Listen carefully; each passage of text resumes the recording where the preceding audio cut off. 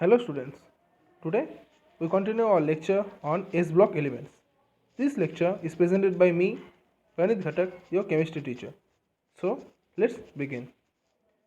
As all of you can see from the heading itself, today's topic will be the chemical properties of alkali metals.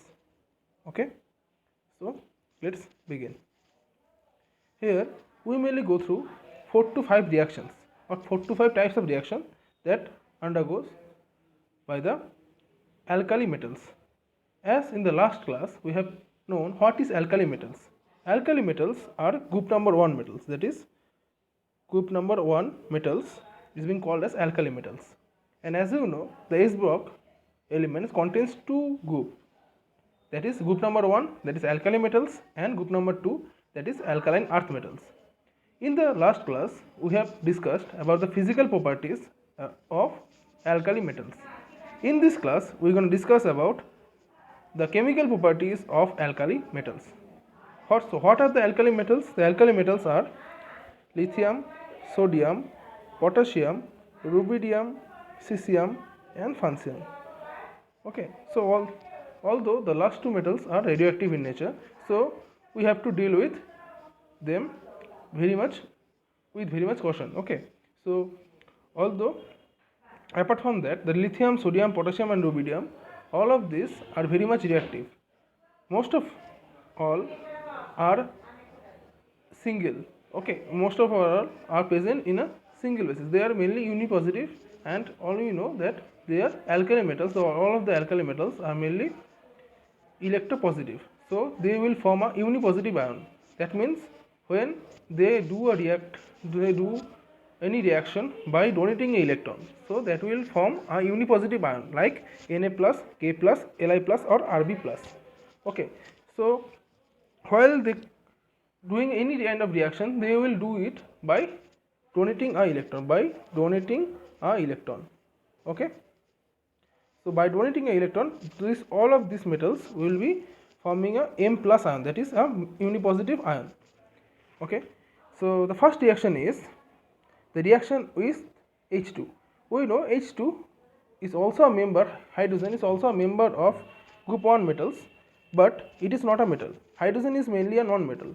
When hydrogen, being a non-metal, is being reacted with a metal, that is any alkaline metal, that is lithium, sodium, potassium, rubidium, cesium and francium, it will form a metal hydride.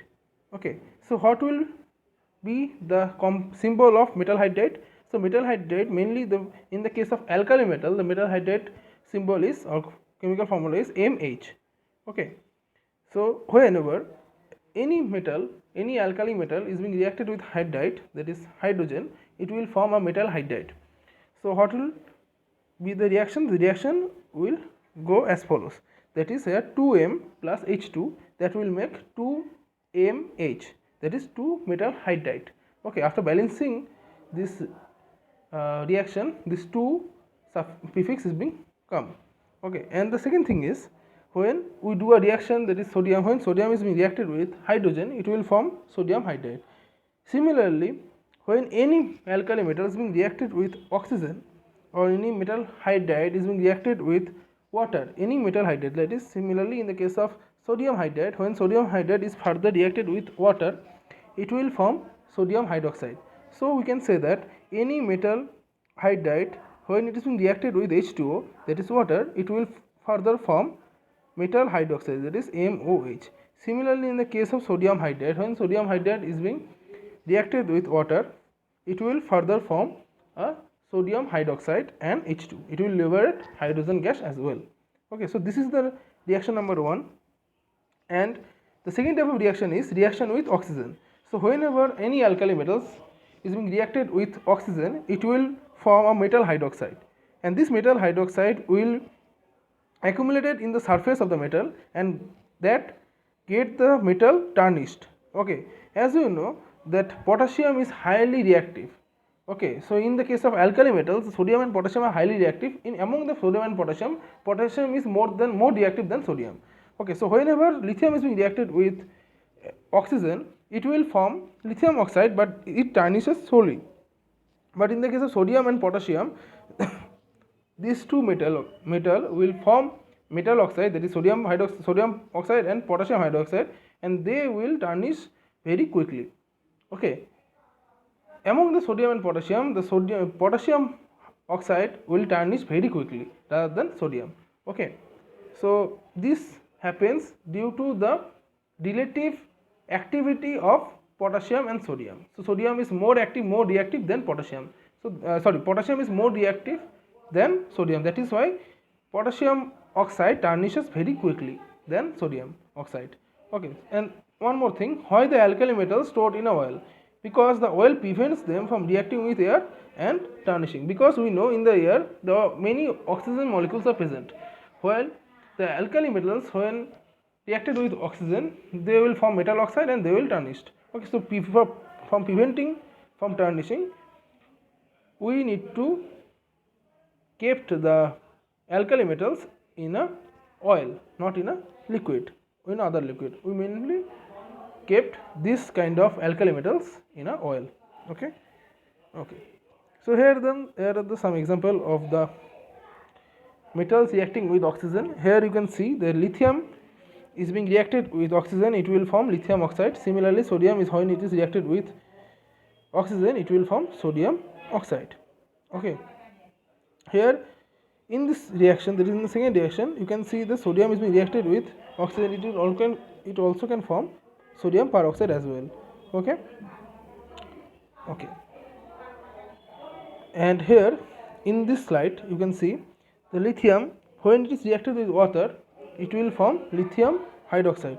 Okay, similarly, when sodium is being reacted with water, mainly remember, when sodium is reacted with hot or cold, it doesn't matter, it will form sodium hydroxide.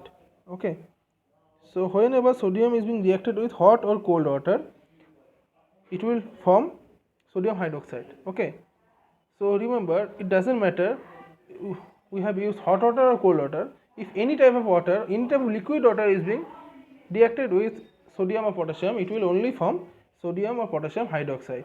Okay, so do not be confused about the hot water or cold water concept. Okay, so both of them will lead to the same product, that is metal hydroxide. Okay, and the last type of reaction is the reaction with halogens. As you know, the halogens, that is halogens are, what are the halogens? Mainly fluorine, chlorine, bromine and iodine. All of these are called halogens. Okay, and all of these halogens remain in the group 17 of the periodic table, and as they are very much non-metal, so when any non-metal is being reacted with a metal like alkali metal, they will form a ionic bond or ionic compound. Here in the case of lithium, when lithium, as you know, lithium is a alkali metal, when it is reacted with chlorine, that is chlorine is a non-metal and it is a halogen instead.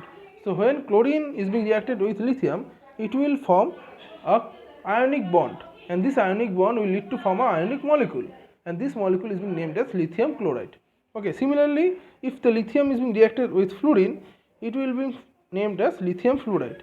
Okay, and the lithium fluoride is also being a ionic compound.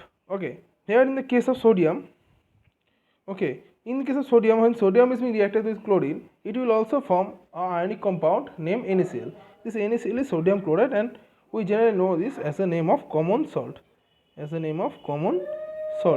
Okay, and other than that, and then the last reaction with acid, So when alkali metals is reacted with and dilute acid, it will react violently and it will form a metal chloride. Whenever any metal, like suppose sodium, is being reacted with HCl, it will form sodium chloride, NaCl plus H2.